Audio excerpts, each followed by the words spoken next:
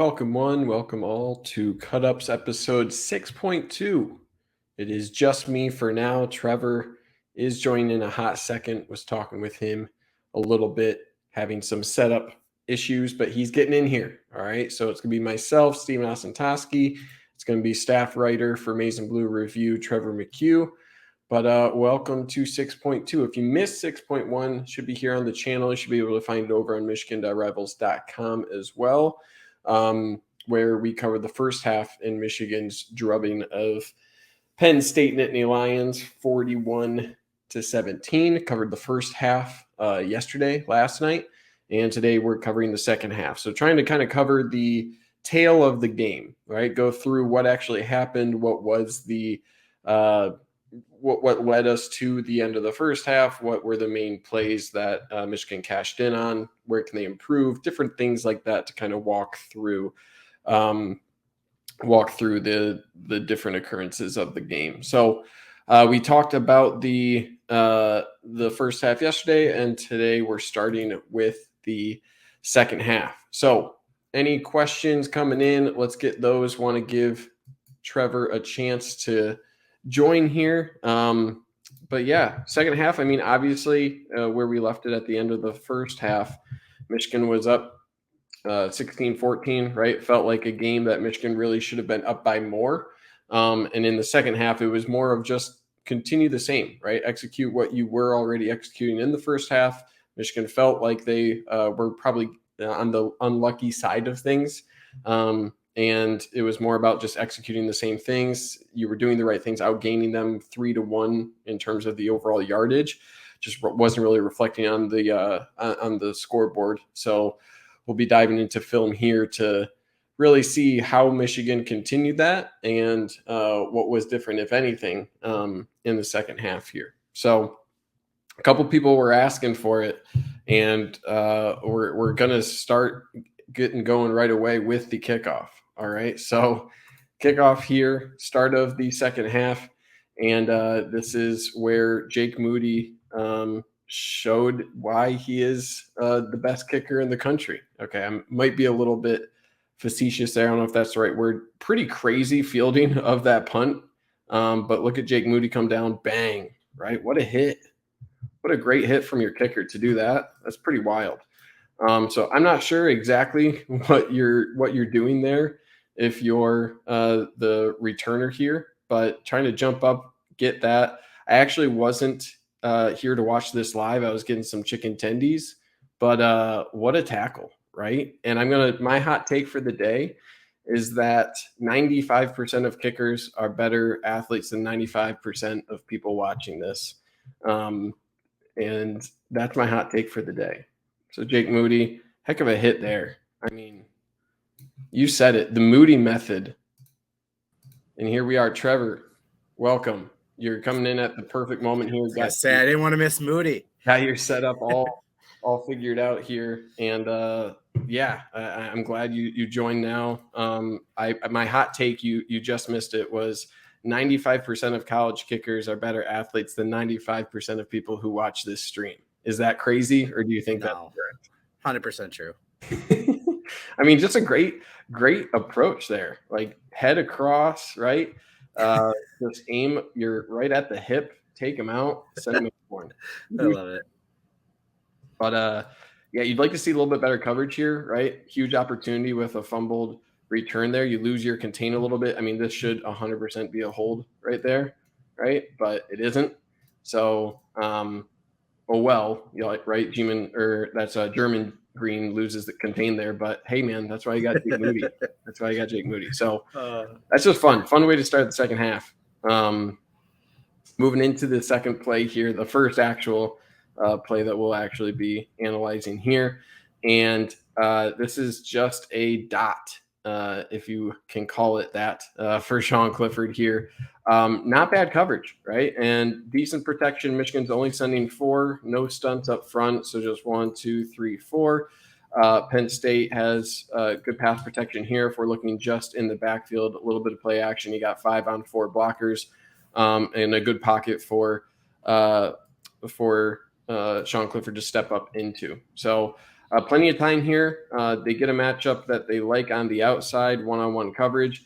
And this is just a nice throw, really an inch perfect throw to beat this. I initially thought, DJ Turner was seemingly beat a little bit on this route.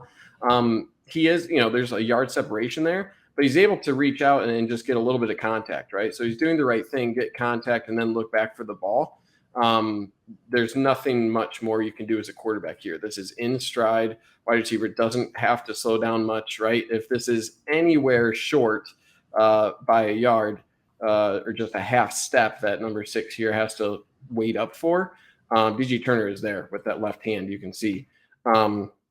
So, you're dropping it exactly where it needs to be for that to be a completion. As Mark Edwards in the chat says, dropped in the basket. That's a Gus Johnson, Mark Edwards quote here. So yeah, man, sometimes, again, there's a few of those plays where you just have to tip the hat to the offense, right? They protected well on this play, got one-on-one coverage, and threw the perfect ball to beat that.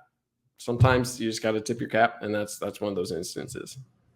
Yeah, it kind of reminds me of the Will Johnson touchdown against Colorado State as well, where it's like, hey, if the defender did everything he's supposed to do and the QB just threw an absolute perfect pass, can't ding him. He didn't get beat per se, right? So I'm taking DJ Turner 70% of the time there. That's just, like you said, a half yard, and he's not catching that. It's awesome. Yep. Bro.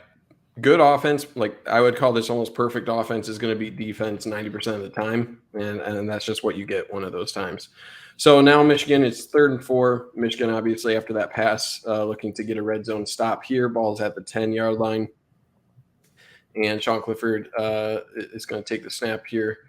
And this is just exactly what you said. You'll take DJ Turner in that one-on-one matchup 100% of the time, or 70. What do you say? 70% of the time? I think 70. Yeah, 60% of the time. It works 100%. One thing I noticed real quick here is the gloves of DJ Turner. Usually, you will see gloves. He's actually yes, sir. Yeah, he has the maize gloves. Usually, you see defensive backs try to match the color of the gloves so you can get away with those subtle holds and things like that. Every team does that. It's interesting that DJ Turner, who has been dinged a little bit this year, is wearing the maize gloves despite the whiteout jerseys for Penn State. So a little bit interesting there. Not sure if that's a personal choice or if the coaches okayed that, whatever it may be. But this is probably my least favorite red zone play, unless you're maybe in Ohio State, who has the wide receivers that a 50-50 ball isn't a true 50-50. Because there's just such a small window for it to actually work, and you're challenging DJ Turner here, who's one of the better defensive backs in the Big Ten. So why are they doing this, right? I think a couple things. They're probably worried about the pass protection, right? This is a simple turn and throw. You just beat this cornerback on a big play, so maybe you're trying to attack him mentally, right? You're trying to get in his head and say, hey, you just gave up a big play. Let's attack that same guy. Maybe he's out of phase a little bit, and it'll affect him. Issue here is not really a catchable ball, right? I don't think many people are getting there on this sort of fade route. And DJ Turner shows really exceptional technique on this, right? This is 50-50. Just get in his face, force him to the sideline, right? Don't give him any ground. If he wants to get upfield, to let him, but just get 50-50. Let him upfield and then look back for the ball, right? This is key. Boom. If you look at the hand here, we don't have a better view on this, but just look at those, just the contact in general. Both the wide receiver and defensive back have their hands into the chest of one another, and they both look back, targeted the ball. If DJ Turner is not looking back for that ball, maybe a penalty would come out for that, but he's playing that perfectly, right? He recognizes what this route is and just plays that exactly how you want your defensive back to play a fade. Yeah, he's not pushing him, right? So the receiver's still able to drive to the ball, right? It's that true resistance, whether it's pushing him or blocking him enough that he's being held up. But like you said, he does a really good job of just staying inside of him enough to, I don't know what word I want to use, impede? But impede's the penalty, right? So, but anyway, yeah, that's tight. But you're giving Penn State more credit than they deserve. If this was a single play, then fine. But all day, this game plan made no sense to me. Yeah. I just, we talked about it yesterday too, but not using your tight end Strange against the corners and coverage and instead picking on DJ Turner was an interesting strategy. And I honestly, I picked up Strange on my Big Ten fantasy team for that very reason. I didn't expect them to try to challenge DJ Turner. I mean, they pretty much didn't challenge Jeeman Green the entire game. So I expected Brandon Strange to be the primary culprit of any sort of big plays that Penn State would target against Michigan, and not a whole lot. So I'm with you.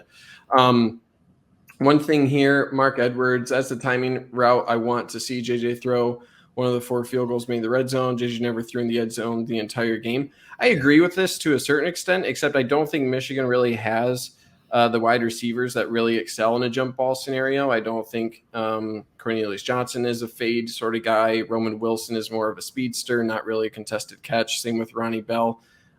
So maybe Angelo Anthony would be the guy you would expect there, but I don't think Michigan likes this play because it is a very low percentage play overall. So would I like to see more shots to the end zone? Probably, but not necessarily a fade. And then Mark Edwards, is it 5 or 10 yards allowed for a cornerback blocking a wide receiver? So technically it's within 5, but I think they're pretty loose rules, right? If you see both the wide receiver and cornerback being 50-50 like this, it's kind of one of those things where you're not going to see it really called either way. So technically it is only within 5 yards. Correct me if I'm wrong there, Trevor. I might be misspeaking. Correct, but there. That's for fully engaged too. Right. So again, that's the key here is, like Toski said, he's looking back for the ball. He's still allowing the receiver to go get it. He has every right to be there, especially on a jump ball. Mm-hmm. Where corners get burned is on an underthrown ball, and then the receivers trying to turn back or whatever. But yeah, as long as he's not under the shoulder pads or literally pushing him off his track, because you can see by the way he's running, he's clearly slowed him down, right? Yeah, but 100%. He's not pushing him out of bounds. He's not pushing him backwards. The receiver helps Turner here by leaning forward as much as he is. If he started if you look at that angle he's got the whole way in, if he started leaning backwards a little bit, where he does a little there, I guess. But if he tried, he probably could sell this and get towards the goal line. Agreed, here and try to sell that, right? So I think it really is, Mark. I think it is something where it is just a judgment call. How much is this guy really, really restricting this guy from his route, and how much is the wide receiver also a part of any of that contact, right? So it's a little bit of give and take. I have no doubt we could find a clip of that exact same play at a flag's throw. Oh, 1,000%. Yeah. Okay, moving on to the next play here. Penn State got a field goal, 17-16 here. Michigan back to work on offense. And it did not take long for the Wolverines to find something here. Our good friend pin and pull, and Donovan Edwards off to the races, dusts the safety, and no one is going to catch him. So huge play. Right off the gates here after the field goal, Michigan says, you know what, I want that lead back, and I'm going to take it. So you're pulling both your center and your play side guard again, right? So if we're looking at the front side, that means you're going to have down block, pull, and then just close this gap if you're Keegan, right? Close this gap, and then reach out if you're the left tackle. Okay, so looking at the offensive line, good down blocks if we're not looking at the pullers and looking at everybody else here. Good job from everyone turning their hips, right? Look at Schoonmaker. He's turning his hips inside. Really good job turning your hips here. You can let these defensive tackles upfield, right? That's not doing anything to impede this run. Go ahead and look at where Hayes is all the way down the field. So for many of the non-pullers, they're doing a great job sealing inside, right? Either point this way or give the defenders to point that way. Do that, and you're really setting yourself up well to the short side of the field here. And look how far the safety is over there, right? And this is partially because you're on the short side of the field. The alignment of the safety is over here where Michigan is showing all of their weapons to the outside. So that's kind of an advantage, especially with this initial outside motion here. This is kind of selling this sort of fake screen that Michigan has kind of attached to this, where if you don't give this, and if you're kind of reading through this and these two defenders, you also could have a little screen action to the outside. If we switch to the other view here, you can see that sort of motion going out there to Loveland based on the reaction of that linebacker, right? So you have that sort of flare look to Loveland based on that. So moving back to behind the line of scrimmage. So all your blockers, like I said, are doing really well, turning those hips inwards. And now look at your pullers, right? You got one-on-one blocks here, Oluwatimi, right here, boom. You got 65 here, Zinter also pulling. And both do a really good job, right? Again, if Oluwatimi he does such a good job of getting to a spot where he feels the run is going to go to, right? He can feel, when I get here, I'm just going to turn my hips and block, right? He doesn't engage right away and try to block him to that. He's getting to the place where he thinks he needs to be, and then he's turning, right? And that's such a subtle difference. We saw it, I think it was Keegan did this similarly on another run from our video yesterday. But once you get here, if this guy wants to go upfield, let him, right? It's making your job easier. It's making this guy's job impossible. If he wants to work up, you're never going to catch Donovan Edwards. So by him getting out to this spot and then turning, he doesn't really even need to block this guy because he's taking him out of that play. That's just next level thinking where it's not going to always be that easy. But as long as you're working out to get to that spot, that this is most important. What you do after that is reactionary to the reaction of the defense. And then Zinter, right? This guy is outside contained, so that's why he's continuing to work outside. Zinter is pulling, getting there, and now he's on that block as well.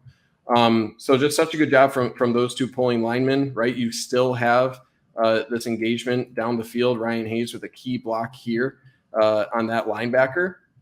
And then you're golden, right? The last thing you need to do, because Hayes caught up 43 enough there, you just have a one-on-one matchup from that far safety, right, who has seen some of that eye candy backside. So he's super late reacting to this. Look at all of the open field, right? This is a lot of room to work with in a one-on-one matchup. I don't care who you are. It's going to be really tough to close down all of those options. And Edwards just runs right by him, breaks his ankles. So this is, I think a little bit of misalignment from Penn State. They get out gapped here, and there's too many blockers for the number of gaps that Michigan has with these two pullers to the outside, and everyone executes, right? When everyone executes this well, it looks super easy, and that looks way easier and way cleaner than it should. So I think that's just a testament to Michigan having a well-oiled machine on offense, and when everything goes right, you have the home run hitters and Edwards and Corum to take that home. Yeah, like you said, it's just another tendency breaker, right? Loveland's in the game. You're expecting a pass here. McCarthy sells it. Look how late that safety is before he realizes Edwards is going, right? So he's already on skates before he gets over there. So we saw a lot of that in this game where Michigan was doing things that tendencies would suggest they would do otherwise and use it to their advantage. Yep. Mark Edwards, quick question here, asking my background. I just did this. This is like my 6th year of doing this. He's lying. He's a wizard. It was after the quick story, Mark Edwards. It was after the 2016 OSU game where I was too frustrated to do anything except just watch the film over and over. It kind of broke me. And then I was like, you know what? I'm not going to get mad anymore, and I'm just going to figure out what went wrong. And then pretty much every year since then, that's what I've been doing. So wait, you didn't even play? Oh, I played through high school. I was like, yeah. How? Okay. All right. Good to know. Yeah, I played through high school, was very average on a good team, but very average player. But only really got into the X's and O's of football after college, believe it or not. So moving on to, and Trevor, what about you? What position were you? A real breaking the fourth wall here. It depends what year. So I have been the same height since about like 6th or 7th grade. Ooh, running back right away. No. Oh. Defensive end. I was like 5'9", 5'10" by 6th or 7th grade. So like I played power forward in basketball and like big stuff. And then by 8th or 9th grade, I was the little kid. West Michigan is full of very tall Dutch boys. So I went from tall to short in like 2 years. And I didn't play into high school because they're like, well, let's try you as a running back or these other spots that I had no business, playing. So sure. I'm just a nerd since 2000 instead of 2016. So there you go. There you go. And we got that in common. All right, here we go. 2-point conversion after. I just really loved this play here. Send Ronnie Bell in motion, quick screen out to him, and it's a touchdown. So Michigan gets this right. One thing to point out, you can block right away if you're a wide receiver because look where the ball is caught, right? When the ball is caught behind the line of scrimmage, Bredesen's already blocking here, and you have another tight end here. I believe that Schoonmaker setting up to block as well. You can block right away if it's behind the line of scrimmage, right? That's how you can get away with screen passes as well. You can do that if the ball is caught behind the line of scrimmage. And here it's a really great use of motion, right? If this is thrown right now, you give a really clear path for this defensive back, right? If you're throwing this ball immediately without this motion, there's a really clear path here. Michigan must have seen the reaction of the defensive back when you send this guy in motion, right? Michigan tried a couple different motions earlier. We saw with Donovan Edwards in the first video of this, but just look at that defensive back, number 0's reaction to that motion, right? He is stacking up, going behind that defensive back. So with that motion, right now he's learning, oh, this is where, right, the ball is in the air. This is where this is going. But what's his path there, right? If he tries to cut this up, Ronnie Bell's already going to be gone because he closed that gap and he has a clear lane now. So he has to work through this, right? So you're setting a pick essentially with this block because you had this motion before the ball was actually thrown. So again, really good use of that motion, really good understanding of what number 9's reaction there would be. He's not able to get there, right? Look, he's held up by that. He's trying to react to that pass. He's waiting for that block to kind of go by because that motion, his reaction cut off any reasonable angle he had when it's only 3 yards away. So just really clever play design. I expect Michigan to, kind of build off of this as well, because what you can do after this in the future, right? Do a little fake here and slip one of these tight ends into the back of the end zone, right? If you send this guy in motion, pretend like you're doing this, do a little stalk block out of these guys, you can do a lot of different things, right? So I think that's a really fun thing to show on film as well to set up for the future. It's just really well executed and a well-delivered ball, right? I think we saw a couple instances where J.J. McCarthy struggled with this throw. This one's really accurate, allows for that quick up the field motion for Ronnie Bell. So just love it. Love to see it. Michigan needs to improve the red zone offense overall. Having little plays like this should help with that. I like it, like you said, for future use too, because you could easily see a delay handoff there, right? Potentially. And yeah, I think after the Edwards miss earlier in the game, the one we talked about yesterday, could have been a touchdown. It was nice to see such a perfectly timed, because it's not the same play, but it's a similar throw and how quick he had to get his hips out and really use his body turn to deliver the throw. So it was nice to see him deliver a money throw after missing on the similar throw earlier. Yeah, great call out. Okay, here we got 3rd and 19 for Penn State. 24-17 is the score here. And Michigan showing a pretty unique look here. 3 down linemen. And this is Will Johnson saying hello to Sean Clifford right on the sideline here. So that's what you want to see out of your true freshman, especially a cornerback coming in, right? He was a 5-star. That physicality goes a long way in that. Not only is he a tall, lanky corner, he can lay the wood as well. So Michigan should have this play down. And what I mean by that is what they're showing on the blitz here is really to gear up this gap that you start to see forming right here. Okay, this is the gap that Michigan is targeting here. What I mean by that is Mazi Smith, right off the snap, is going to target this way. And he's just trying to get especially the center and the right guards, just get their attention, right? Move across their face, get them to move with you to open up this gap. And because you have Mazi Smith going this way, Mike Morris is going to go with an outside rush. So this is called an outside rush, also an outside rush from your top defensive end as well. So let's just watch those 3 down linemen and what they're attempting to do here with their initial reaction. So notice the 3 linemen initially, just look at the hips and their reaction to Mazi Smith working across their face. Here you have both Mike Morris working to the outside on the other side as well. And what this is all meant to do is open up that hole that I pointed out. Look how big it is now for your 2 secondary rushers, okay? And this rusher is supposed to come first, and you're going to the interior here to then occupy this offensive lineman, right? This offensive lineman has no chance except this player. Pick up this guy and look at this lane that you free up for Cleo Mullins, right? Cleo Mullins has this path here, especially with this outside rush. If you get a good outside rush here as well, you're forcing Sean Clifford up into the pocket, and this should be money for Cleo Mullins on that secondary rush, right? So everyone else does their job. Cleo Mullins, for whatever reason, goes to the outside, right? It's there. It's there. That path to the quarterback is there, especially because those outside rushes are forcing Clifford up in the pocket, right? So Cleo Mullins, by not going right here, is kind of leaving this open lane for Sean Clifford. So I don't know why Cleo Mullins is going to the outside. Clearly, he missed the call, but he allows that lane to form for Sean Clifford, right? So it's just a missed opportunity. Luckily it's 3rd and 19, and we don't get to see what's happening down the field, but Will Johnson's able to break that and lay a lick on the quarterback. But you got to make a better play there if you're Cleo Mullins and know where to go based on what the other defensive linemen are doing on that play. But what a hit, man. I want to see his face when he realizes what's coming. Boom. Oh.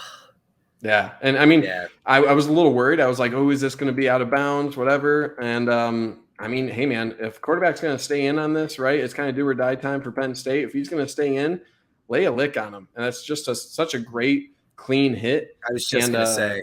Make him pay.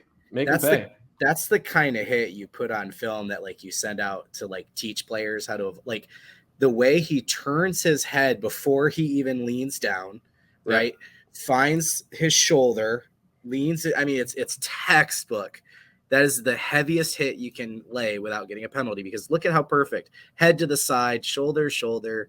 Make sure he's not making any contact, because remember, he doesn't have to hit him in the head anymore. Right. He just has to lead with his crown, right? So getting that out of the way and then avoiding the contact, it's perfect. And that formation, just the more I look at it, I find something new each time where I'm like, they're basically in a 3-2-6, right? And Oki is dropping back to be a middle linebacker, I guess. And then Moten was originally there. He moves out of a linebacker position into, like, I don't know, like a star kind of position, similar to like our old Viper, like Bama still uses or whatever. And then he's hanging back, and then he goes to follow with Clifford. But it becomes a 5-man rush out of that bizarre set. And it's just, again, Michigan getting creative. We wanted the leash to come off, or whatever terminology you want to use. Like, that's such a unique play design there. Yeah, it is. And it's great because, Michigan did get home a number of times and sat Clifford pretty well and got a lot of pressure on him, but you could still be doing better, right? Like, Michigan got exactly what they were expecting out of this. Yep. They got exactly what they're doing. Just got to improve, right? Just got to improve there. Realize the lane you're looking for. Realize what the play is looking to do, and you get another sack here. So give a lot of credit too, knowing the down and distance. It's going to take a while for any of the routes to develop. You can call a longer developing play like this out of this funky formation, and it's likely to get home if you execute. So all things combined there, you had what you wanted. It just took one player, Cleo Mullins, there to not go to the right gap there that made this a little scarier. But hey, it's 3rd and 19, and you got a guy like Will Johnson ready to lay the wood on the outside. So not the worst thing, and you still force a 4th down play that I think we're showing off next year. Yeah, just real quick, sorry not to hold us up anymore, but I like Mullings getting mistakes on tape.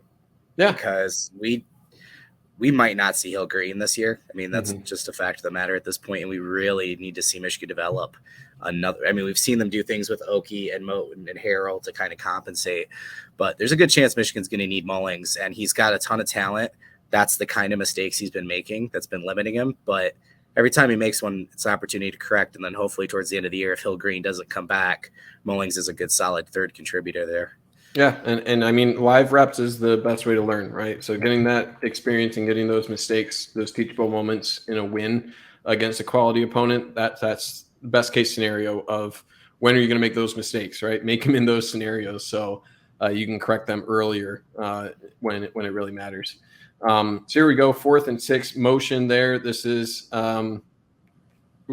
just a little flag route, really difficult route here. Real quick, Hill Green, what's really wrong? Just seems like it's been his leg, right? He had a bruise, like It's a hamstring. Hamstring, yeah. Yep. So just a hamstring issue. Anyone that's had a real bad sprain knows how lingering those can be, and then you try and come back, you think you're ready, and then you aggravate it worse, and So we'll see. Never say never, but it's seemingly lasting a long time here. So with this motion, Penn State has seen that you're having St. still follow this, right? So this is likely Penn State with this motion. They're saying, all right, what kind of coverage will we have on this route, right? And the route is this sort of flag route. It's pretty well covered from St. So you can't cover this much better, right? Michigan has single high safety here. So in terms of over-the-top help on a route like that, you're not really going to have that, right? So this is St. Still versus your slot wide receiver here. I think this could have been called a little bit of a false start. If you watch both the left guard and left tackle here, they move just a couple frames before the ball does. So I think we saw this a lot last year with a lot of teams kind of getting away with that, especially when they're concerned about the edge rush. I've seen a lot of left tackles get that full left foot kick. Yeah. Before the snap, and they don't call false start. I think back to last year. I don't know if I've noticed it's been any more egregious or anything this year, but there was a lot of moments last year. I'm like, hey, they're going to keep letting that go? So I don't know if that's a new thing or if I'm just noticing it now. But this is a tough throw, right? And give Sainer still a lot of credit. He doesn't have any help over the top, so he's responsible for any way that this wide receiver goes. He reads this route really well, stays pretty closely engaged here. That's really the only spot the ball could be. It's a well-thrown ball. And if we watch the eyes of Clifford here, he's looking at it the entire way, right? This is read number one. They probably think that's the matchup to test here. Really, if they wanted to throw it, there was a little bit of a whip route here on the outside. This looks like it possibly would have been open. It's another tough route to guard there, but Sainer-Still's there, right? And maybe you want Sainer-Still to jump here to try to bat that ball down, but that's a really difficult catch over the shoulder, kind of diving. And on 4th and 6, you'll take that. That's really good coverage from Sainer-Still. And I had number 2 on my breakout players before the season. I think you could argue he's number 1 without a doubt. Because I mean that's not easy to do, to stay engaged and stay in phase on that. And again, this is one where if number 3 pulls this down, you just got to tip your cap, because I don't think many players are going to be able to contest that at all. Sainer-Still's just about where you have to be when you're defending that. That's a route he ran a lot as a wide receiver. That's probably one of his more common routes. We were just talking about earlier, the throws to the end zone and Michigan not really doing that in the corner. It was always to Sainer-Still. I remember that used to make me laugh. I'm like, God, there's all these taller receivers, and that's the guy we're running it to. So there's your past experience as a wide receiver really paying off. He knows that route, right? And he's exactly where he needs to be. So I know Michigan's game plan was good. There's some weird things they did in this formation with Oki lining up next to Morris, dropping back in coverage, Rod Moore's up in the box. Like, there's some weird things going on. But how they're not trying to target the middle of the field here with their tight end, and instead, again, challenging one of our top 3 corners. I just don't understand Penn State's game plan here. Yeah, because, I mean, you're dropping a freshman linebacker here in Khalil Mullings. You're dropping Oki right here. Right? And do you really think that challenging one of Michigan's best defenders, really, and Mike Sainer-Still on this route, is that really your best chance here, right? You would think maybe going here with a weapon like Strange would have been a better way to go. But hey, that's for all the talent that Penn State does have, they are a talented team. Sometimes it comes down to schematics and those choices, right? That kind of define you as a coach. And I don't think James Franklin is really known for his decision making. So I don't think that's I think you're right to call that out. It's not really wise there. And they might be giving Michigan a lot of credit here, because I love, if you see Rod Moore on this play, he's assigned to essentially zoning the running back and the tight end, because he's the best tackler on the team. So they're bringing him up here into the middle, and he's watching the play develop, because if anyone catches it, he's going to go tackle him short of the first down. True. Really good play design in the defense. So again, it's not just like, oh, Penn State's an idiot, the guy was open in the middle. Really weird set from Michigan, but it's smart. It would have been, because again, if Strange does go to the flat there, Rod Moore's tackling him. The dude's just awesome at that play. So, yep. Okay, so that was fourth down. Michigan gets the ball back, and they are back to business on the ground here. Blake Corum says, hey, I'm going to make another house call, and he wants to get another touchdown, and it's just that simple. So, again, this is just when you have these plays over and over again where Michigan is just executing, right? You're just executing. You can do this split zone.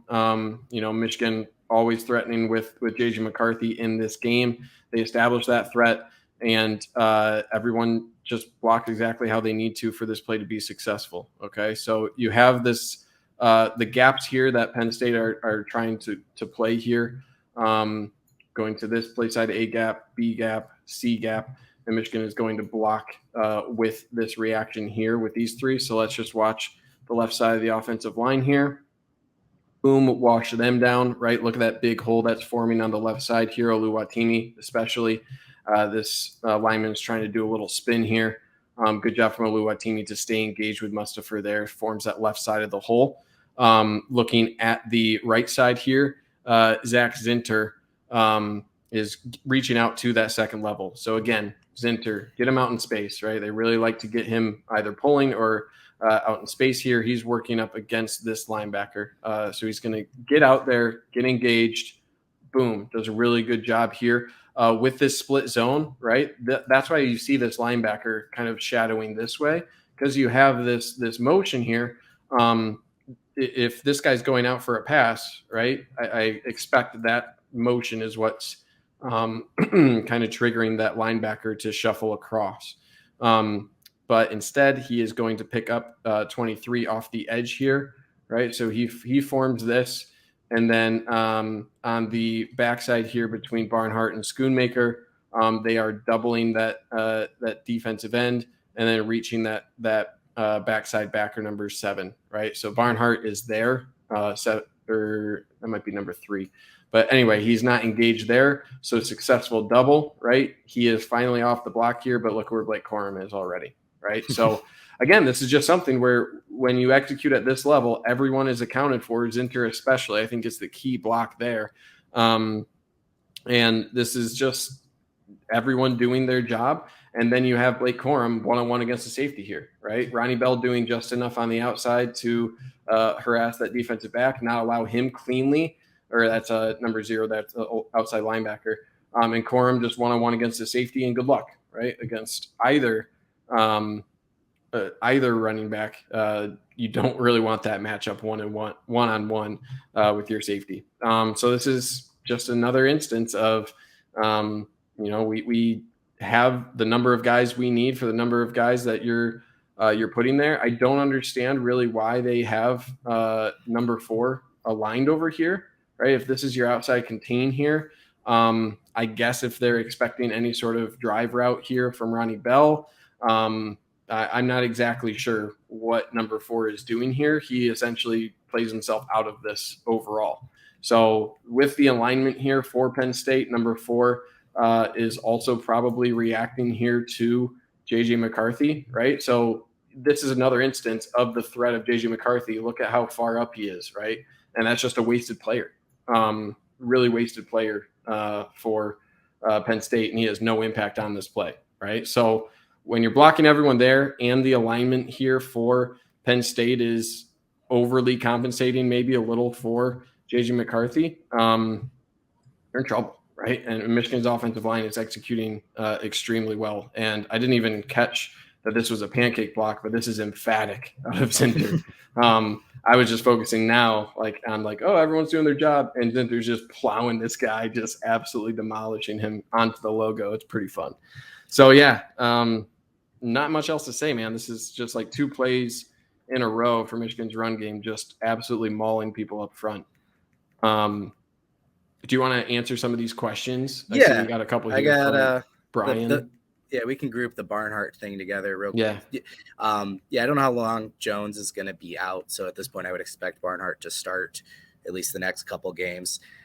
He would be, as far as how he looks, like he's been called the 6th starter since spring. And there's a reason he'd be starting on literally any other offensive line in this conference. He's just happens to be behind an established Ryan Hayes. And Jones is a physical freak with a high ceiling. It was unfortunate when he suffered his injury because he was getting better every single week. He's got NFL potential too. So, but yeah, I'm not worried about Barnhart subbing in. He's got tons of experience. It's just between those two, there's not going to be a change. It's when you start moving guys to different positions. But the way I like us thinking about this show is you're doing the analysis, and I try to think of how this is going to project maybe to future games, right? Yeah. I love this play for 2 reasons. One, I'm first class seats on the Colston hype train. Okay. That guy's about to become tight end 2. He brings a crazy element to the passing game.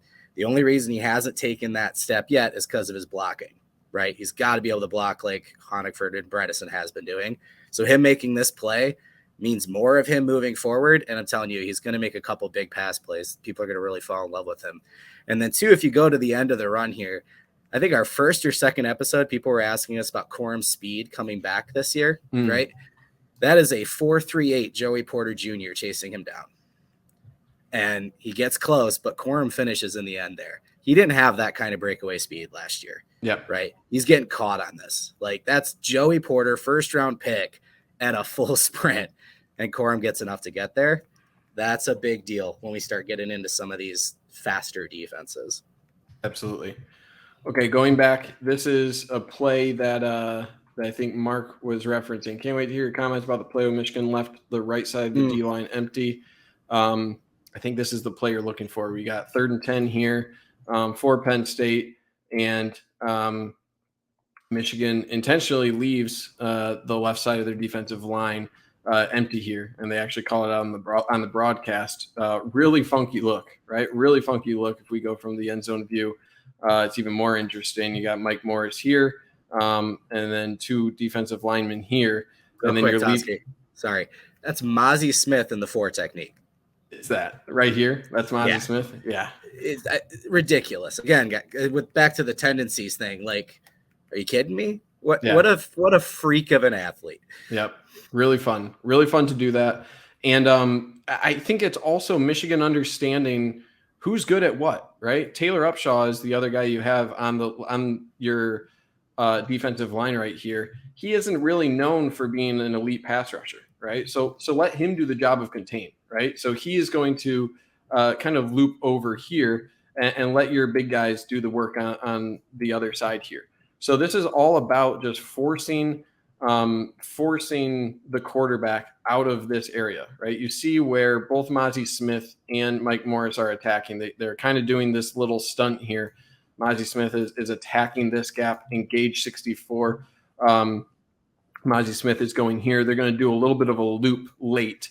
But this is mainly, especially with Taylor Upshaw, where Taylor Upshaw is crossing the face of 70 here to engage 70 and 77, right? So Upshaw, you don't really care if he's the one rushing, right? That's not his forte. That's not really what he's known for. He's acting almost like that fullback to open up this gap, right? Because Mozzie Smith demands attention. Same with Mike Morris, demands attention. You can knock these guys out because you know they're going to be taking on 2 of Michigan's best defenders here on the defensive line. That's going to open this up for RJ Moten, right? Look at that gap that RJ Moten is going. So what that is doing, as well as the outside rush here for Yabi Oki, right? You have this open gap because of the play of these 3 defensive linemen. You call this as an outside rush for Yabi Oki. And what this does, this is going to get rid of number 13 here. Number 13 has to go and block here. His eyes are telling him inside out, right? You do have a defense or an offensive tackle to take care of Yabi Oki. Look at what this is opening up on this side, right? And if you get home on this sort of stunt, if you get any pressure here, you're forcing the quarterback to release where you expect him to, right? They've been getting home all day. He's looking for an escape valve. He's going to be quick to do that. So with this pressure, you got two of your best defenders here. It's a good bet that there's going to be an escape valve for the quarterback right here. And that's exactly what Michigan is looking for right there, right? Number 70 actually does a pretty good job coming off of that double team onto this rush from RJ Moten, but it does the job, right? 13's eyes are first over here onto RJ Moten's rush. He's going to adjust over there, right? And it does exactly what you want. RJ Moten still gets enough pressure as well as Yabi Oki off the edge there to force the quarterback up to scramble, right? And now you purposefully have Khalil Mullings in a spy, and his job is just cut off whichever direction that the quarterback is heading, right? Just stay there. You don't need to rush. You expect the rest of the rush here to get home to force him into this area, right? So he's well positioned, and that's what the rush is here for. So it's a really good reaction here from Taylor Upshaw as well to get off this block, to force to cut off this one lane. And then guess what? You got RJ Moten working back. And if he's not there, you have Khalil Mullings also reacting well based off of that cutback. And you're dead to rights there. So it's really clever, right? It's really interesting. It's really weird. And if you're the offensive line right here, right, you have no idea where this is coming, right? Because you've seen Michigan do a lot of different things out of sort of this multiple look where you have you have a mix of everything here. You have a safety, you have a linebacker, you have a hard-hitting safety, you have a defensive end who you've seen drop into coverage multiple times. Why the hell is Mozzie Smith out here, right? It's just crazy. It's just really weird. And being really weird is really tough for the offensive line to know where they need to be. They actually, I would say, do admirably here. It's just Michigan executing well enough to force the quarterback to be uncomfortable and kind of falling into their trap. So this is a form of a trap that Michigan executes really, really well. Yeah, it's just a fun play. And they can pull it off because, they've been targeting, especially since 21 when we saw, the culture shift and new coaches, but they've been targeting these versatile players. So the fact that Mozzie can do that is incredible, right? But Morris is a guy that can stand up, play defensive end, move inside. Upshaw is kind of a tweener, right? So, yeah, it's why they're able to do this. It's just kind of a plan coming to fruition. Will Johnson earlier with the heavy hit, having that physical of a corner, stuff like that. Yeah, absolutely. And it's good that the pressure gets there, right? This is, again, 3rd and 10. So Penn State's looking for something across the sticks here. It looks like they're going to have something here on this sort of deep in route here. This wide receiver is coming open against DJ Turner. So as you see Clifford step up, I think he starts to see this route breaking, right? You got man coverage here. This is going to be open against DJ Turner.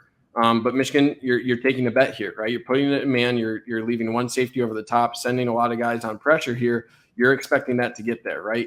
As soon as Sean Clifford is looking to load up, likely to throw over there, you got RJ Moten in your back taking you out, and a couple other guys throwing their hats in the mix. So it's just about trusting that you'll have the coverage for the amount of time that it'll take for the pressure to get there, and that the previous pressure that you've applied will make the quarterback uncomfortable enough to kind of lose his mental a little bit here, right? He gets squirrely there a little bit, and maybe I think overreacts a little bit to that pressure, right? If he keeps his eyes downfield, maybe just steps up a little bit, he can see number 5, right? Instead of ducking out this way, he may be able to just keep his stance, step up a little bit, and toss this. But because of the previous pressure, because of safety flying through the previous sacks, he's a little squirrely at this point. And I think Michigan also makes that bet that he's going to be squirrely in these instances, and you can take advantage of that. Yep, absolutely. Okay, moving on to 3rd and 12 here for Michigan. This is really another great instance of when you need JJ McCarthy to make a play. More often than not, you can also rely on Ronnie Bell to make a play, right? So it's just your leader making a really good play in space. Okay, so I get a lot of people wanting to throw the ball downfield here. This might have just been an instance of Michigan with a 14-point lead saying, you know what, we're going to trust our number one wide receiver here to make a play. And he is just kind of wiggly in these instances, right? I think it's a poor tackle from number 7 here.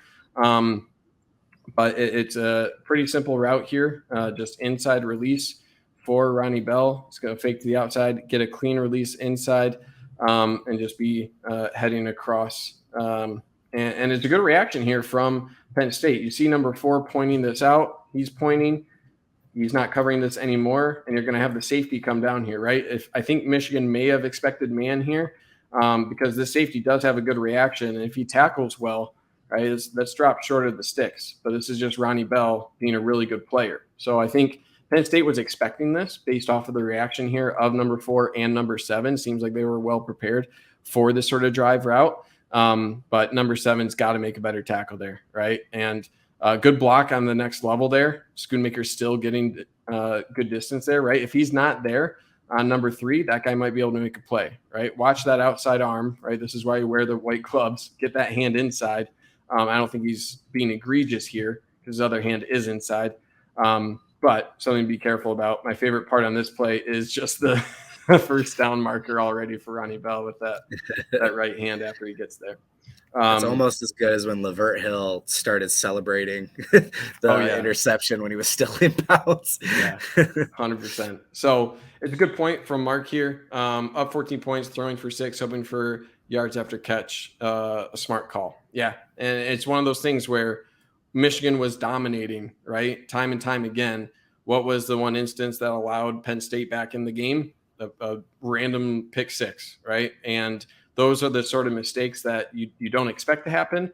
But, if you have to punt, you'll have to punt. You like where your defense is at. Give your guy a chance in space to make a play, and he does. The downside of this is, all right, you punt and trust one of the best punters in the country to set up your defense well. So I think that's exactly what you're looking at here if you're Michigan.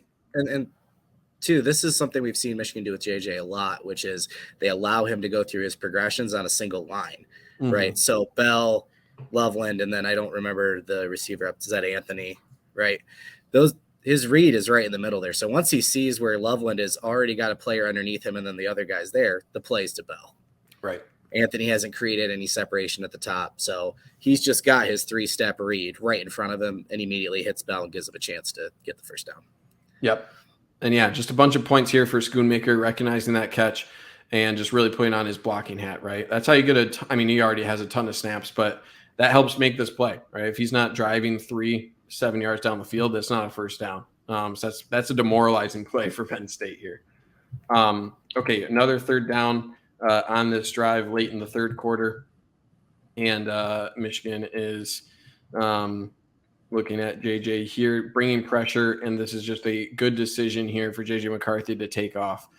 They called this short, which I'll gripe about a little bit. Not sure how they measured it that short. But looking just at the pass rush here for Penn State, they're bringing a lot, right? They're bringing 6 total rushers here. Good blitz pickup overall by Blake Corum, taking out the I've got the wrong angle here. But good job from Blake Corum coming across, recognizing that there's going to be a linebacker looping through here, and does a really nice job stepping up, taking him out low. And that's Blake Corum's approach here on 51. Go low, take him out at the hip, and decleats him a little bit. So it's a good job here from JJ McCarthy, recognizing that you're going to have late pressure. Michigan does get beat by this little twist that they're running here. So Oluwatimi, I don't think he gets enough depth here with his defensive tackle kind of crashing inside of Trevor Keegan. Keegan is looking to pass him off to try to pick up this looper. And Oluwatimi never really engages with that looper there. So that kind of forms that crease, and that's why you see 23 forcing JJ McCarthy out of the pocket here. But he sees this lane, right? He's got a couple routes running deep here. He's going to recognize that with that pressure, he's better off running here. So I think it's a smart decision. Good block there from Ronnie Bell to recognize, hey, quarterback's running. Let's get a hat on this guy, slow him down. Could have done a little bit better, but at least slows him down a little bit. So this is my gripe here. To my understanding, you spot the ball not where it lands out of bounds, but where it crosses out of bounds. It seems like where the ball crosses right here, it's right near the sideline. It seems like the ball would likely be over the sideline at this point that it goes out of bounds. If you just look at the trajectory there, I would expect that ball to be probably right here, right on maybe the south or the north side of this of the 45-yard line. But for them to spot it a whole half yard short of that is pretty wild to me. So I think that's a bad spot, really bad spot. I didn't clip the fourth down play as a result of that because Michigan picked it up and it wasn't that exciting. But I just want to call out that this was, I think a good decision when Penn State is rushing a bunch like this. That second level is going to be free. So you're competing with guys coming off of their routes here. And correctly utilizing those legs to pick up what I would call first down, but refs saw it a different way. Yeah, this was one of the reasons we've been calling it reluctantly confident during the week, because this is something Penn State's been doing, sending 5, 6. I mean, Manny Diaz loves sending blitzes, right? Yep. But if we saw in the previous games, if Michigan was going to continue to let JJ run, then you could make them pay. That's right. The risk you take there. So benefits of having a super athletic quarterback, because again, JJ Cade, if Cade's back there, it's a different outcome. So yep. Yeah, I mean, that's just what Manny Diaz and Penn State do, and JJ makes them pay. It's a nice play. Yeah, and this might be called like an actual forced fumble in the stat sheet, right? This is one of those scenarios where you almost kind of similar to like a goal line situation, but there's very little chance that this ball ever gets fumbled inbounds, right? So is it risky to reach out for this? Yeah, but what's the downside? If you actually fumble it, right, it's still likely a first down if the ref knows the spot, right? So in this case, these little gambles of reaching the ball out like that's a calculated gamble, and that's one that you'll take any day of the week, even though on the stat sheet might go down as a forced fumble.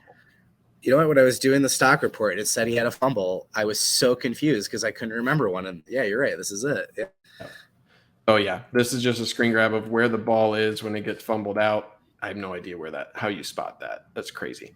Okay, I digress. 2nd and 12 here. Oh wait, where are we? Okay. This was at the end of the third quarter had ended. Now it's the fourth quarter. I was like, why are we going the other way? What's happening?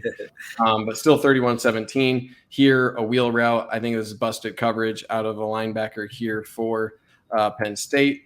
Looking at this other view here. Let's move forward here. It seems like number 4 on the outside here for Penn State should be covering this all the way, this wheel route. Instead, Schoonmaker, right? I think there was a question yesterday in the chat, why wasn't Schoonmaker really getting a lot of attention? Well, when he's running up the seam, kind of commands the attention of a few guys. And in this case, both number 4 and number 11 are hell-bent on covering that seam route, right? So that's the eyes of McCarthy right away. He's looking right here. He's saying, what is the reaction here to this, right? As soon as you see the hips of number 4 point this way, right, this guy's not bailing right away to get there. Maybe they do expect that would be this guy's responsibility. So I'm not 100% sure, but both of these guys follow the tight end, right? That's exactly what happens here. As soon as JJ McCarthy sees that, right, both those hips turn. As soon as you see those hips turn and run with the tight end, you got him, right? No one follows this wheel. Main priority here, just throw it safe, right? I wouldn't say this would be the best throw if it's a little bit in front of him. On the other side, could be maybe a little bit yards after the catch, but it's a safe throw and a catchable throw nonetheless, right? So when it's that open, you're prioritizing catching it. But at the end of the day, good read, right? That's the initial look that you're going for there. So I think actually the more I think about this, it's that King screaming at Carter that he did the wrong play. Yeah. And I think the route design here for Schoonmaker, right, going up the seam, that makes it really difficult for any linebacker to get out onto this wheel route, right? If number 11 is trying to reach this, he has to make the decision do I go over the top of this or do I go under it? Right. And if you're going under it, that's a lot of ground to make up against a full running back out of the backfield. Right. He's got a lot of steam, and that's really tough to turn and follow this. If you go over the top, again, you're probably trying to work through the tight end whose momentum is also taking him through that path that you're looking for right there. So there's no good answers there. I think you're right. It is 100% a mistake for the linebacker, and he recognizes it right here. He's like, oh, crap, I need to get out there. So I think that's likely what happened there. And it's good recognition. There's a reason that J.J. McCarthy's first read is at number 11 and at number 4. As soon as you see those hips both following him, you got the wheel. Ball could have been a little bit better if it's in front here with all this space, right? Then you're not forcing Donovan Edwards to kind of turn and then catch and run. Might pick up an extra few yards, but regardless, catchable ball, good catch. Edwards is athletic enough to make that turn and run and continue on upfield to pick up first down, and now you're close to the 14-yard line there. Yeah, and I picked on Penn State for not picking on Michigan's weaknesses, and this is Michigan doing that. Carter's going to be a stud. But he's a freshman linebacker, and that is one of the hardest spots to come in and play as a freshman. We saw it with Colson last year. We're still seeing it a little bit this year. So that's just putting Donovan Edwards on a very raw but talented linebacker, and hoping he makes a mistake, and he does there. Yep. And moving on here, 4th and 11 here for Penn State. We're getting towards do or die time for Penn State. At this point, they have put in Drew Allar, and Michigan just gets home on the pass rush and forces an errant throw. So what is the pass rush here? Again, Michigan is doing this sort of exotic look where you have 3 defensive linemen on one side, 1 defensive lineman on the other. And it's a nice, really interesting twist, almost like the most exaggerated twist I've ever seen for working on this left side here. So what you kind of have is almost like a little stalk block here out of Taylor Upshaw. He's just going to kind of stalk here, get as many of these offensive linemen to engage with him here. And Yabi Oki is going to initially go upfield, get 74 engaged before going back inside. And then you're going to have Taylor Upshaw with a late loop around. You have a similar sort of stunt on the other side between Mozzie Smith and Mike Morris. There you see Yabi Oki now tunneling inside. Right, he's tunneling inside here, and this is a really tough handoff, especially because of the alignment of Upshaw coming from all the way over here. Right, this is happening fast. So for him to go all the way across here and to cross the face of 1, 2, 3 offensive linemen and expect 64 and 74 to be able to switch and appropriately pick this up, that's really difficult, right? So it's a really good job. It's actually aided by the running back coming out of the backfield as well. That kind of forms another little wrinkle in this for 64 to not be able to stay engaged there. And now look at the path of Upshaw, right? Upshaw is clear to get there. This is a longer developing little stunt for Michigan. So again, trusting the coverage, and look at where the coverage is, right? Nobody really open. If you're Drew Allar, where are you really going to throw this ball, right? So the rush is getting there. Allar is now recognizing it, says, oh, crap, it's 4th down. His footwork's all thrown off, right? As soon as he recognizes there's an unimpeded guy coming from the backside here, it's all sorts of thrown off. And it's a really good job here from Junior Colson recognizing this is the safety valve, getting his eyes there and following the running back out of the backfield, picks that up, and your defense gets off the field on 4th down. So really good job, right? Another exotic look. And this is kind of breaking tendency as well, where before I said that Taylor Upshaw isn't really the primary guy you're expecting here. But this is, it doesn't necessarily take a whole lot of athleticism to make this play. But he's still a very good defensive lineman, Taylor Upshaw is. And he executes it really well with the timing. This is more about timing and appropriately triggering once you have Yabi Oki engaged with 74 and doing his job, continuing to push the inside here. So it's a really good job. And Michigan also probably recognizing that these two defensive linemen is going to command attention from more than two guys based on probably the scouting that Penn State did ahead of this game, and that's what you also get on that side. Yeah, just bad timing for Penn State because Clifford's getting checked out and Alar goes in, and this is where Michigan turns up the pass rush. They've got a comfortable enough lead. They know they forced you into a passing situation, and they were getting pressure on Clifford around a quarter of the time, and then under Alar it was like high 40%. So, right. Yep, just this is what Michigan's game plan is: get you in this spot and then come after you. And they just happen to get. I mean, he's going to be a good player too, but he's 6'5", 240. It's hardly the mobile quarterback JJ McCarthy is. Right. Yep. All right, so that was fourth down, back on offense for Michigan, looking to really put the nail in the coffin on this drive. Got a little pistol, and here's the fun little split zone, two pullers to the outside, and Michigan again going back to this. Right, this time it's a little bit of a tougher read here for JJ McCarthy. Unlike last time where we kind of had this defensive end really crash you down hard, he's kind of waiting there. And you do have this called as a scrape exchange as well. What I mean by that, this guy's supposed to come down. This guy's replacing on the edge here. And this is to take off, if this is a handoff, have this guy able to take out the running back. And then you have the linebacker here replacing to then take the place of the outside contain assignment that this guy initially had, right? So that's how Penn State is playing this. The issue is he kind of gets flat-footed on your defensive end, right? 44 there isn't really in a position to react, and his momentum is still taking him inside. And number 11 really doesn't do a good job coming up here, setting the outside either, right? So he's still slightly moving inside at the time that JJ McCarthy commits to the outside. And this guy doesn't get upfield enough to really disrupt the path of these blockers and make it a difficult job for JJ McCarthy to actually get outside, right? So it's a little bit of a misplay from that scrape exchange. And you have, for lack of a better term, two wasted players here for Penn State, right? And look at what this provides for Michigan. You got both Bredesen and Schoonmaker. You're running a route to the outside just to clear this guy out. And you got two blockers for really only two defenders that can address this.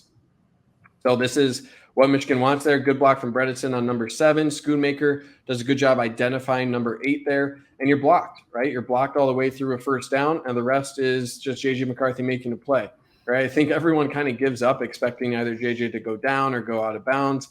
And JJ McCarthy just finds a little bit more open grass and picks up an extra 5-6 yards. So, again, just good execution from Michigan, and I think Penn State is feeling it at this point. When you're getting run over and over and over, time and time again, you're not sure if Michigan's going to give or keep. These little things can mess with you, and all it takes is a misstep, one or two little missteps here or there, and you're dusted, and that's all it takes here. Yeah, even when they get schedule, they still make a play, right? Just kind of felt like it was a done deal at this point. They could do whatever they wanted. Right. Okay, we got a few plays, and we're going a little bit over here. This is 3rd and 14. Penn State has to be feeling pretty good in this situation, right? 3rd and long, and then Michigan just runs it to Donovan Edwards. Really nice little mini hurdle there for Edwards, and gosh, what a backbreaker, right? You're expecting to get there 3rd and long here. And again, what is the alignment here for Penn State? What are, just play the numbers game, right? 1, 2, 3, 4, 5. Let's pretend we're in Sesame Street, everybody. And here we got 5, 5 on 5. And again, it's just about clear execution, right? You block him, 1-on-1 block here, 1-on-1 block, combo block, get to the linebacker, boom, right? Move forward a little bit, boom. There you are. Right? Look how easy that is. Look how easy that is. Look at all of the open lanes, right? This guy is filling this lane, but guess what? There's another lane right here. And again, you're 1-on-1 against a safety. So it's just that simple, right? And I know people will, if you go on any message board right now, people are like, okay, just stack the box, right? Like just set up against the run. Don't let them do this. The issue is Penn State is respecting the outside wide receivers here as well, right? So This will force teams to not be able to do a too high look like this, right? They're going to have to commit one of these guys down here, right? If you want to commit a guy here, then you're single high, and that opens up different route combinations on the outside, right? So this is just Penn State respecting the pass game in this scenario for Michigan. If they really want to do single high safety, right, Michigan will have answers in those scenarios with these wide receivers on the outside. If they don't, guess what? We got 5 against 5, and Michigan is one of the best offensive lines in the country against that. So, again, it's just pick your poison here, and I don't think Penn State is doing a good job in which poison they chose to pick, to be blunt. Yeah, go ahead. No, I was just going to say, I mean, it was probably a pre-snap read, but yeah, the pass option is definitely there, but if they're going to put 5 in the box, like you said, you run it. So, yep, and just I really like this little jump there, that little stiff arm hurdle. Just really clean and just able to keep his full speed off of that missed tackle. Really good balance there from Edwards. Really breaking out the party for him as well. First and goal here, 5 minutes to go in the game. Here we have another pistol, single fullback, and this is just Donovan Edwards making his way, strolling into the end zone here. Nice little hesitation there. I like the hesitation. It kind of looks like Corum here, setting this up a little bit, and really poor run fit here for Penn State. I think this safety definitely has outside contained, so that's why you see his initial reaction to the outside. But that gives enough time. The key block is for Oluwatimi off of this double team on the nose tackle here with Keegan. Double team. Oluwatimi is going to get off of that and get to this safety. So again, this is just being patient in the backfield, finding that open lane, right? You see a lot of bodies here. If you're Donovan Edwards, you see this side is overloaded. He sees this cutback lane, and it's good find from Oluwatimi getting to that defensive back, and Donovan Edwards finds that crease. So, this is just another example of Penn State committed, right? They committed with both linebackers flowing to this side. They're probably reading off of this H-back here. The safety is crashing down hard, and Michigan being patient in the backfield. Good job from Donovan Edwards reading that and finding the backside cut there. So it's never it's never. I don't think it's going to be this easy. I think picking on defensive coordinator here, Diaz of Penn State. I think that's valid as we have, but it's a boom or bust defense, right? And if you overcommit to one side, then you're going to get caught. And I think with an offensive line that can react well to these scenarios, like Oluwatimi here, he's looking, right? He's kind of searching, and then he finds that safety able to get there at the goal line. So yeah, nice, easy final touchdown of the day for Michigan. We got a couple of defensive plays here before we'll get out of here. Mark, what is different in the red zone defense? What is different in the red zone defense here, making it look easy? 2 wides. I don't think this is necessarily anything that Michigan is doing. I think it's more or less a running back's making the right decision, and I think the safeties are being a little bit too committal here, where if you're really going to the outside hard, if you're this defensive end, right, know the down and distance if you're this safety, right, especially with this sort of look. It's unlikely that you need this outside contain, right?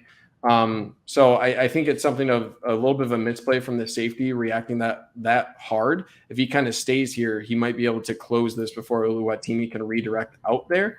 So I think that's maybe it. And then I think Penn State made a call really overloading this side, especially with their alignment here.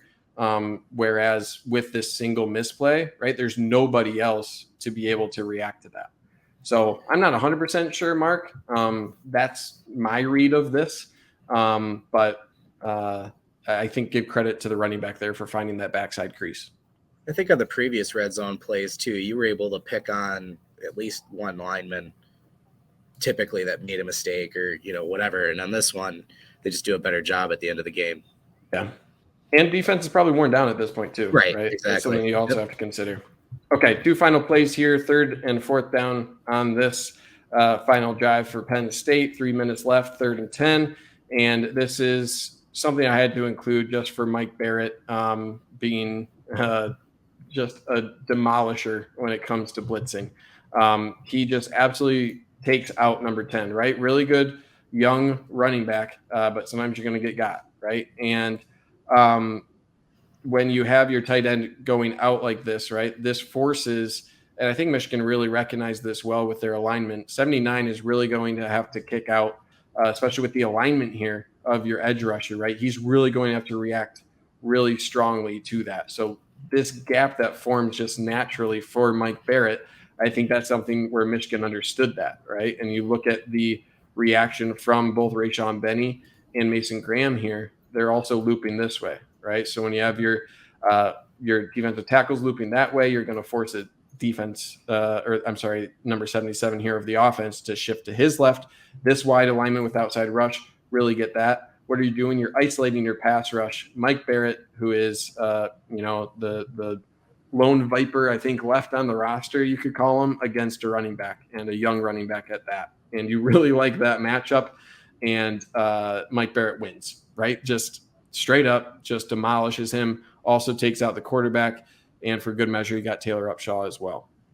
So that's exactly what you want, right? It's choosing your matchups. It's kind of similar to Donovan Edwards against a freshman linebacker that you called out, Trevor. Having a freshman running back take on a veteran pass rushing linebacker like this, you're not going to win that often if you're anyone, especially a true freshman running back like that. So just a great play, and good job from Taylor Upshaw on the outside rush there, also beating the tackle to provide some help, right? Barrett probably takes this down himself, but Upshaw is there as well to help bring that down.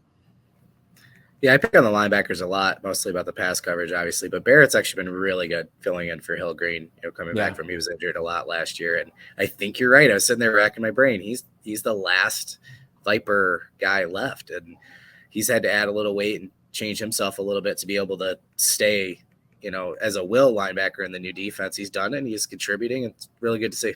Yep. And I really like Junior Colson doing a good job keeping his eyes open over across the field here. So he's dropping much better in this game. Yeah, he's dropping out into the zone here. I think he still could have reacted a little bit strongly to drift this way instead of staying kind of where he was.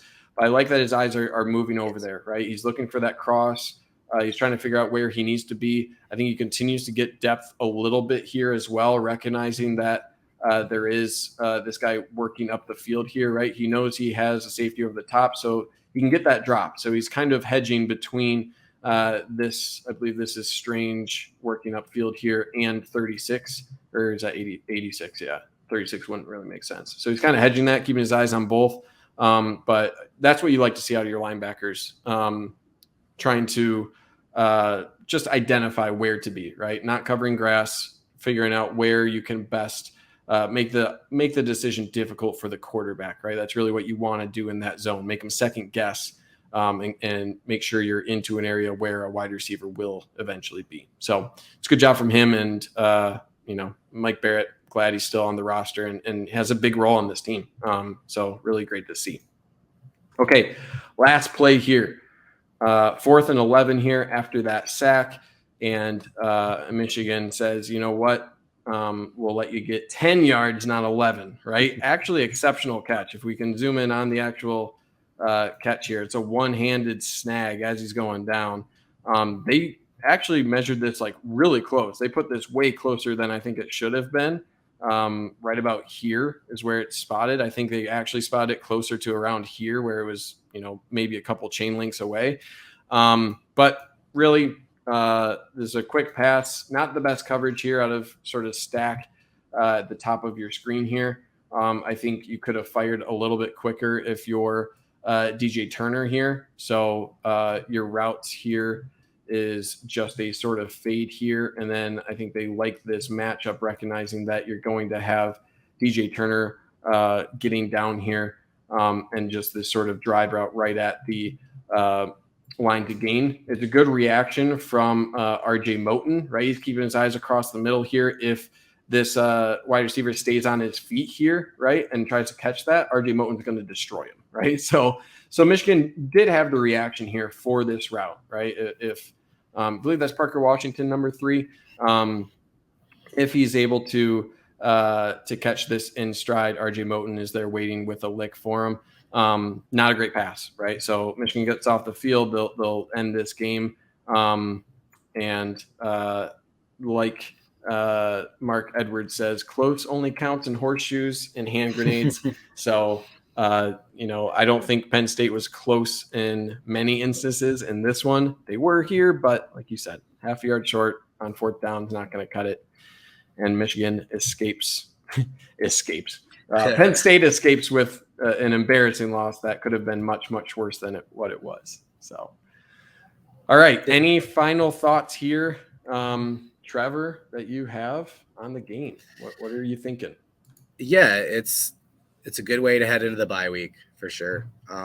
Michigan's done a really good job in the second half with their adjustments, and we called out the coordinators earlier as well. I think Minter did an awesome job with design, game plan, play calling. Same thing from the offense with Weiss and Moore, with the different tendency things. All the things we've been talking about potentially happen. So, really excited. Looks like the team's found an identity. Maybe it's not the pass-heavy offense we thought it would be, but I think it's a really good, efficient, smart offense, a lot more similar to last year than maybe we expected. And, hey, the defense, they're looking like they could be better. They really are getting really creative, not relying on just 2 guys anymore. We're seeing pressure and success coming from all over the field. So it's a fun team. It's a lot of fun. Yeah, the defense feels evolved, where last year, I don't know what last year looks like without Ojabo or Hutchinson, where you look at it this year, and could you imagine what this defense looks with Hutchinson or Ojabo? Obviously, You don't have – I think Mike Morris is – probably a 2nd or 3rd round guy at the end of the day. He could creep into the 1st round, but it is just a very dynamic defense. You have a lot of different roles, a lot of different weapons that you can use at multiple levels, right? You have a couple new faces like Oki. You got Graham. You can use him.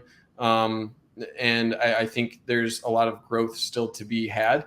It's pretty fun. So it's a really fun defense, and you're not relying on those talents to be on the field. And I don't think teams can take advantage of, when you need a breather from Hutchinson or Ojabo, rush to the line and make sure that you keep them off the field. Can't really do that. And then on offense, I still have kind of the feeling where it was after like the Washington game where people were like, what's the passing game going to look like, right? Like Michigan rushed for 400 whatever yards against Washington. It's like, oh man, we can't pass. And it's like, hey, we didn't need to really pass against Ohio State, right? I think we're going to see a little bit more dynamic of a passing offense still to come compared to last year still, because I do think Ohio State is better and will force Michigan into that. But my point is, when a team is doing things and your offense is able to get 400 yards rushing, take what they're giving you, man. And that's kind of how I felt after this game. So it's fun, man. It's fun when you're beating up top 10 opponents 41-17 like this. Yeah, for sure. And no, I think evolved is the right term for sure, because let's give props to Harbaugh. People gave him a bunch of crap for hiring Minter. Oh, just another Harbaugh guy, or John Harbaugh guy, right? Coming from the Ravens. But the whole year 2, we kept hearing that all off season. This is year 2.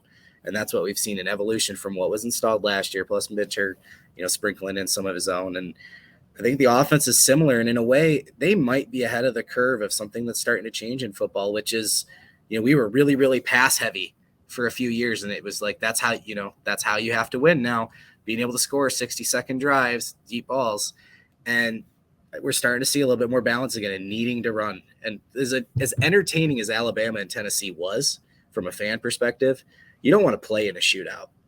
Luck becomes too much of a factor. So I think that's what Michigan's building here, is being able to control the ball and feel like you're in control of the game, especially late. Right. Yep. I think that sounds like an ending one to me. I think you closed it out as good as I could, Trevor. Well, no, but thank you. Yeah, that was a lot of film, but that was a really good game. So I'm glad we got to break down the 2 halves this way and get it all in there. So for all of you guys commenting and contributing, thank you again as always. If you're watching it back on the playback, make sure you're hitting subscribe so you get the notifications when we do go live. So again, you can join us and, be in on the interactions. Otherwise, make sure you give us a follow. I'm Trevor McCue at Trevor McCue on Twitter, Mr. Toski, the Wizard at Stephen Toski. Make sure you're heading over to michigan.rivals.com and subscribe for all our content. Otherwise, head into the bye week. I don't know if we're going to take a bye ourselves or come up with something creative, but we'll definitely let you know for sure, guys. So thank you again and have a great rest of your week.